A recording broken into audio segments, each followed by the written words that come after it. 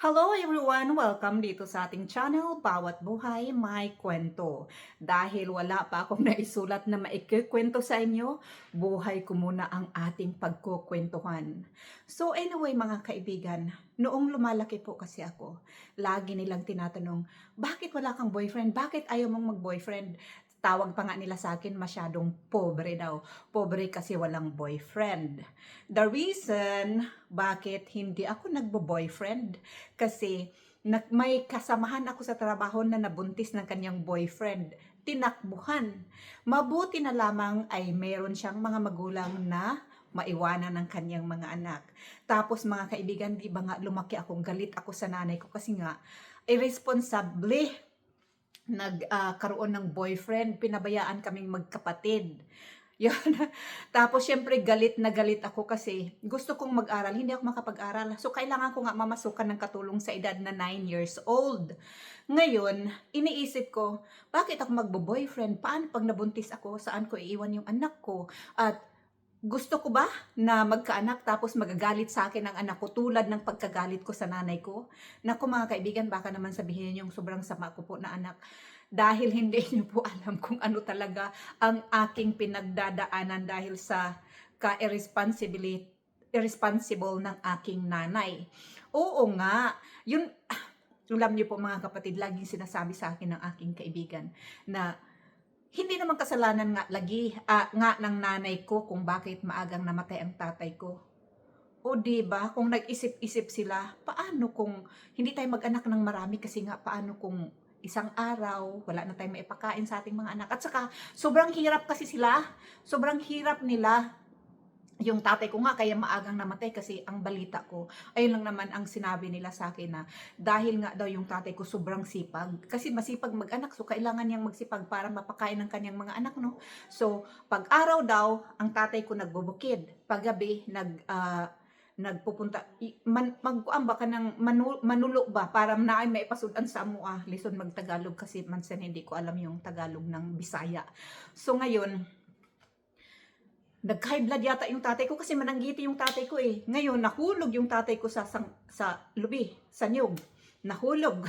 Kasi inatake ng high blood. 2 beses pa po mga kapatid kasi noong nahulog ang tatay ko, na ipanganak pa ako at saka yung bunso namin. So ngayon, yung noon nga namatay ang tatay ko, syempre napabayaan kami. Alam niyo mga kaibigan, meron 2 video na ginawa kong story. Yun talaga ay istorya ng buhay ko at ng kapatid kong bunso. Oo, kasi ang hirap na dinaanan namin yung wala kaming makain. Alam niyo yun, tapos inaapi-api ka ng mga tiyahin mo, mga pinsanin mo kasi nga wala kang nanay, walang makapagtanggol sa inyo. Pero meron akong auntie na si Nanay Marlene at saka si Tata Yuyoy na kung tutuusin half brother lang yun ng tatay ko, pero grabe inalagaan nila ako mga kaibigan. Kaso lang iba pa rin talaga kapag ikaw ay nakikitira lang. So ngayon, syempre namasukan pa ako ng katulong, inaapi-api din. Inaapi-api din kasi syempre kapag katulong ka, bata ka tapos may anak din silang bata, di syempre gagawin kang pagtsimbag. Ngayon, naranasan ko po mga kaibigan, super talaga ito. Kaya believe talaga ako kay Small Laude kung paano niya tratuhin ang kanyang mga katulong.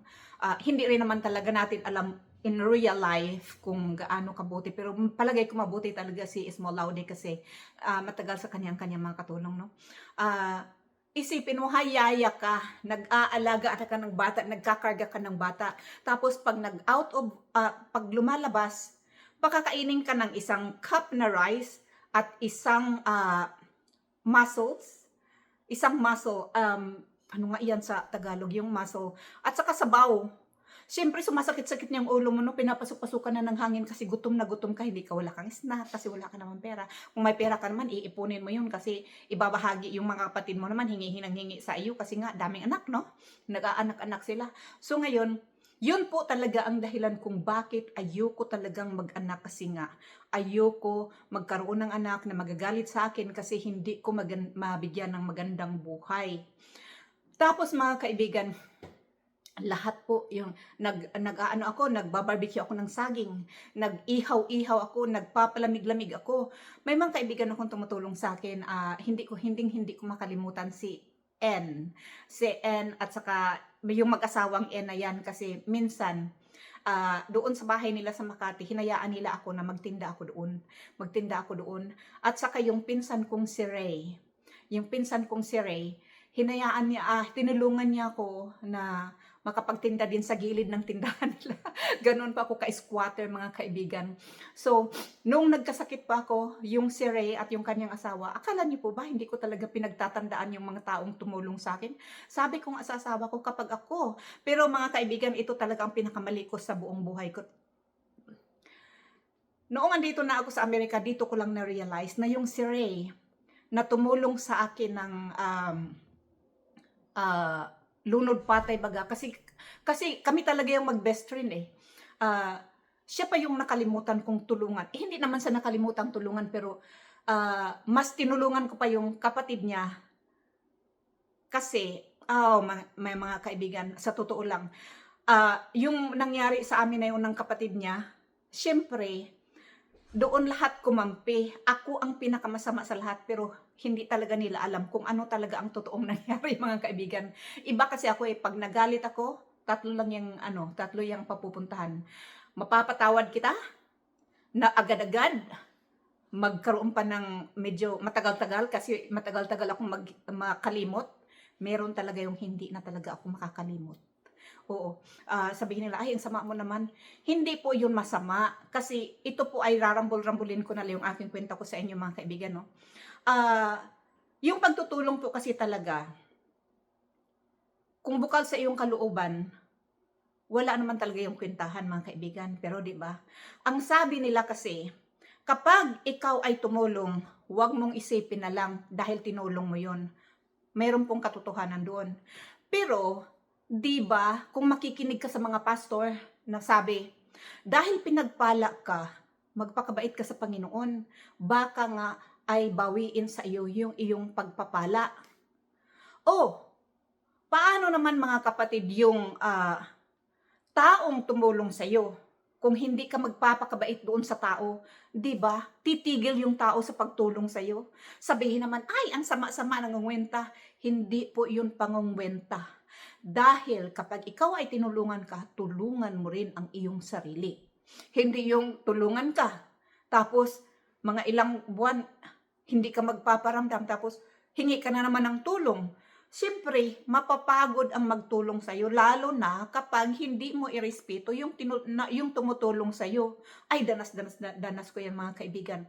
Ako, mahihiya akong humingi ng tulong. Hindi po ito sa pagmamalaki mahihiya po talaga akong humingi ng tulong. Pero, yung kaisa-isang taong, maliban doon kay Nanay Marlene na talagang halos, sa kanila kasi ako halos, naisip ko nung maliit talaga ako, sa kanila kasi ako laging tumatakbo kasi inaapi ako ng aking mga kapatid. Doon ako lagi tumatakbo. At saka, yun, si Ray talaga, mga kaibigan, sabi ko sa aking asawa, pag nanalo ako ng lottery, bibigyan ko si Ray ng 5 million pesos, sabi ng asawa ko. Wishful thinking kasi, paano ka naman mananalo ng lottery sa bilyon-bilyon naman yung bumibili ng lottery. Pero mga kaibigan, sa totoo lang, di ba? Kapag hindi mo talaga ma-realize ang bagay kapag andiyan pa. Oo. Si Ray, mamamatay na yata ako, hindi ko talaga makakalimutan. Minsan nga pag naalala ko siya, naiiyak ako, mga kapatid, kasi siya talaga yung, simula noon, nung mamatay ang nanay ko, sabi pa nga niya, naalala ko talaga yung sinabi ni Nanay Marlene sa akin, si Ray tumawag, sabi na, Nay, huwag niyang pabayaan si Gigi, ha? Lahat ng kabutihan ni Ray, nung narito na ako sa Amerika, naalala ko talaga, mga kaibigan, parang sabi ko, dapat siya na lang pala yung pinagtuunan ko ng pansin kasi siya yung nagtuon ng pansin sa akin noon eh. Yung nasa Manila na kami, pinoprotektahan niya ako, nag-away kami minsan, nagalit ako pala sa kanya, hindi kami nag-away, nagalit ako sa kanya kasi nakipagpustahan siya doon sa naging kasama namin sa trabaho, naligawan ako kasi nga masungit ako mga kaibigan, ayoko magpaligaw eh. Nakipagpustahan ba naman nalaman ko, nalaman ko nakipagpustahan yung si Ray na pinsan ko doon sa aming katrabaho na, sige ligawan mo, tingnan natin kung mapasagot. Kasi nga naniniwala talaga si Ray na hindi talaga ako mapapasagot kasi nga ayoko magpaligaw. Ngayon nalaman ko, no? So siyempre galit na galit ako sa kanya, tagal ko kaya hindi siya kinausap, pero mabait talaga si Ray mga kaibigan. Si Ray Kinatakan, ayan, binanggit kita. Oo, kasi sa totoo lang mga kaibigan, ang dami-dami kong realization talaga nung nakarating na ako dito sa Amerika. Ang akala lang nila, ang yabang-yabang ko na daw kasi daw nakarating ako dito sa Manila, ay sa Amerika, mayabang daw ako kasi daw mayaman na daw ako, yung asawa ko daw kasi mayaman. Mga kapatid, kasi noon, nung nagpapadala sa akin ng asawa ko ng pera, hala, bigay ako ng bigay para akong senador. Para akong senador, bigay na ako ng bigay sa mga tao na kung sa mga kamag-anakan ko kasi talaga yung lalo. Ito talaga pala mga kapatid ha, totoo talaga ito kapag mahirap ka, wala kang kamag-anak, pero kapag nagkaroon ka, napakarami mo ng kamag-anak. Kapag umuwi ako ng Tandag, yung mga kamag-anakan namin na ayaw talaga sa akin nga kasi sobra akong pangit, naging kilala nila ako. Oo, naging kamag-anak nila ako. At kapag may pera ka, siyempre binibigyan mo sila, no? Mabango ka.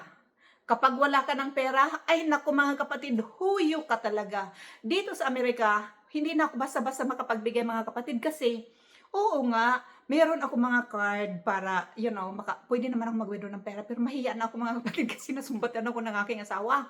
Kasi nga, yung mga natulungan nga, mga wala ngang utang na okay, sige, sabihin ko na walang mga utang na loob. Ha? Hindi naman sa siyempre mga kapatid, kapag ikaw talaga ang tutulong, siyempre kahit paano naman, gusto mo rin naman talaga na respetuhin ka, no? Kaso lang, hindi nga daw talaga yan mahihingi. Kusa daw talaga yung binibigay. Di, tumatanggap lang sila, pero hindi nila kayang magbigay kahit respeto lang. Oo, ako okay na. Kung hindi ako irespeto, basta yung asawa ko, respetuhin lang. Yun lang talaga.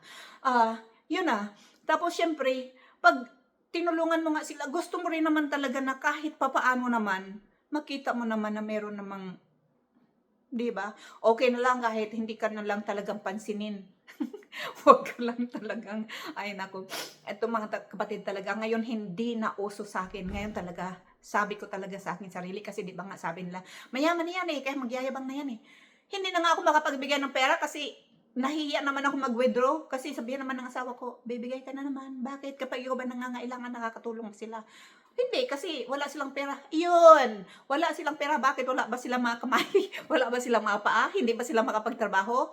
Yun talaga ang, kasi nga dito, syempre, di ba dito, kailangan talaga dito, kanya-kanyang kamas, yung anak mo. Buti nga yung asawa ko, kahit yung anak niya ay 27 na, kapag nangailangan ng tulong, tutulong talaga yung mga kaibigan. Pero sa totoo lang, proud na proud talaga ako sa batang yun kasi kahit papaano, ay hindi naman talaga kahit papaano, hindi talaga yan humihingi.